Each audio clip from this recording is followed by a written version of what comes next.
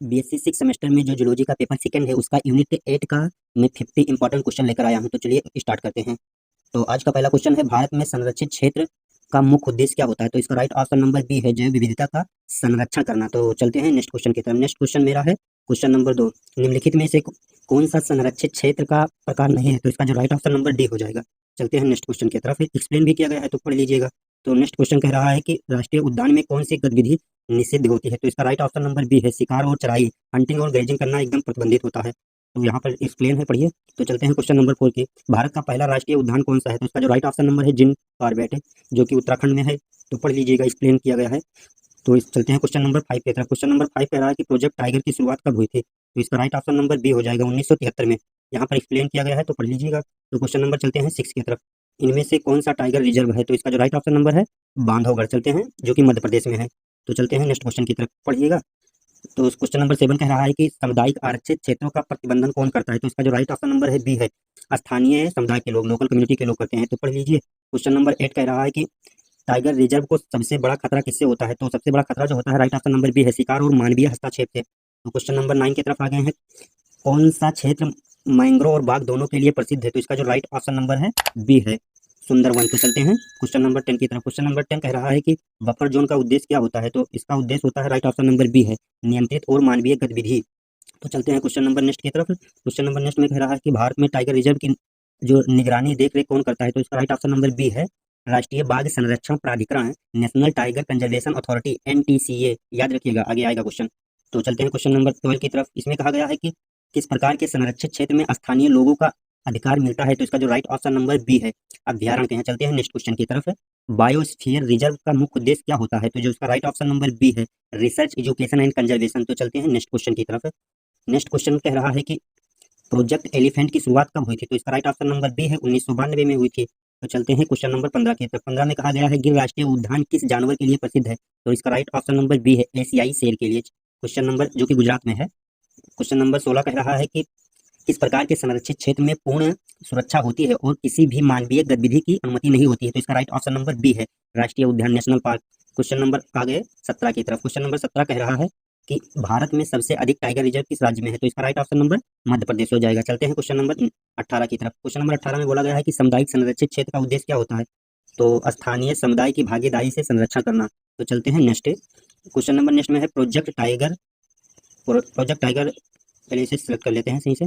19 कह रहा है कि प्रोजेक्ट टाइगर में कौन सा बफर जोन और क्यों बनाया जाता है? तो इसका राइट ऑप्शन नंबर, सुरक्षा और विकास संतुलन हेतु बफर जोन बनाया जाता है, जो कि कोर जोन में पूर्ण सुरक्षा होती है और बफर जोन में मानवीय हस्तक्षेप को रोकना होता है। तो चलते हैं नेक्स्ट क्वेश्चन की तरफ। क्वेश्चन नंबर 20 कह रहा है कि भारत में संरक्षित क्षेत्रों की स्थापना अधिनियम के अंतर्गत होती है। तो इसका जो राइट ऑप्शन नंबर है यहाँ वन्यजीव अधिनियम 1972 में। तो चलते हैं नेक्स्ट की तरफ। क्वेश्चन नंबर नेक्स्ट में कह रहा है काजीरंगा जो राष्ट्रीय उद्यान है किस राज्य में स्थित है? तो इसका राइट ऑप्शन नंबर असम है। तो चलते हैं नेक्स्ट क्वेश्चन की तरफ। नेक्स्ट क्वेश्चन कह रहा है कि प्रोजेक्ट टाइगर की शुरुआत कब हुई थी? तो इसका राइट ऑप्शन नंबर 1973 में। यहाँ पर पढ़ लीजिएगा, और भी एक्सप्लेन है हर क्वेश्चन के नीचे। तो 1973 में भारत सरकार ने बाघों की गिरती संख्या को रोकने के लिए प्रोजेक्ट टाइगर की शुरुआत की थी। दिन प्रतिदिन संख्या कम हो रही थी, इसलिए इसकी शुरुआत की गई थी। तो क्वेश्चन नंबर 23 कह रहा है कि भारत का पहला राष्ट्रीय उद्यान कौन सा है? तो आपको पता होगा उत्तराखंड में है ये। इसका right option number Jim Corbett है, जो कि 1936 में शुरू किया गया था। तो चलते हैं क्वेश्चन नंबर 24 की तरफ। क्वेश्चन नंबर 24 कह रहा है कि किसी बाघ संरक्षित क्षेत्र प्रोजेक्ट टाइगर के तहत सबसे पहले चुना गया था? तो किसे चुना गया था? जिम कॉर्बेट को, उत्तराखंड, 1936। तो चलते हैं क्वेश्चन नंबर 25 की तरफ। इसमें कहा गया है निम्नलिखित में से कौन सा संरक्षित क्षेत्र मानव आबादी से मुक्त होता है? तो इसका राइट ऑप्शन नंबर है नेशनल पार्क। चलते हैं क्वेश्चन नंबर नेक्स्ट की तरफ। क्वेश्चन नंबर 25 कह रहा है कि भारत में कितने टाइगर रिजर्व हैं 2024 के डाटा के अनुसार? तो राइट ऑप्शन नंबर सी है, 54। तो चलते हैं क्वेश्चन नंबर 27 की तरफ। 27 में कह रहा है कि किस संरक्षित क्षेत्र में निजी भूमि भी शामिल हो सकती है? तो इसका राइट ऑप्शन नंबर सामुदायिक आरक्षित क्षेत्र में, कम्युनिटी रिजर्व में। तो चलते हैं नेक्स्ट क्वेश्चन की तरफ है। क्वेश्चन नंबर 28 कह रहा है कि निम्नलिखित में से कौन सा एक रामसार साइट है? तो इसका राइट ऑप्शन नंबर है केवला देव, तो जो कि कहाँ पर है? भरतपुर, राजस्थान में है। तो चलते हैं नेक्स्ट क्वेश्चन की तरफ। नेक्स्ट क्वेश्चन कह रहा है कि भारत में वनों के लिए कार्य योजना तैयार करने वाला संगठन है, तो कौन है? इसका राइट ऑप्शन नंबर ये बी है, वन सर्वेक्षण विभाग है। तो चलते हैं क्वेश्चन नंबर 30 की तरफ। क्वेश्चन नंबर 30 कह रहा है कि साइलेंट वैली राष्ट्रीय उद्यान कहाँ है? तो इसका राइट ऑप्शन नंबर है यह है, केरला में है। तो क्वेश्चन नंबर आ गए हैं 21 की तरफ। WWF का पूर्ण रूप क्या होता है? तो फुल फॉर्म क्या होता है? तो इसका राइट ऑप्शन नंबर सी है, देख सकते हैं, world wide fund for nature. तो चलते हैं नेक्स्ट क्वेश्चन की तरफ। नेक्स्ट क्वेश्चन कह रहा है कि भारत में बाघ संरक्षण के लिए जिम्मेदार प्रमुख संस्था कौन है? तो इसका राइट ऑप्शन नंबर बी है, NTCA। आपको फुल फॉर्म बताना, अभी बता के आया हूँ।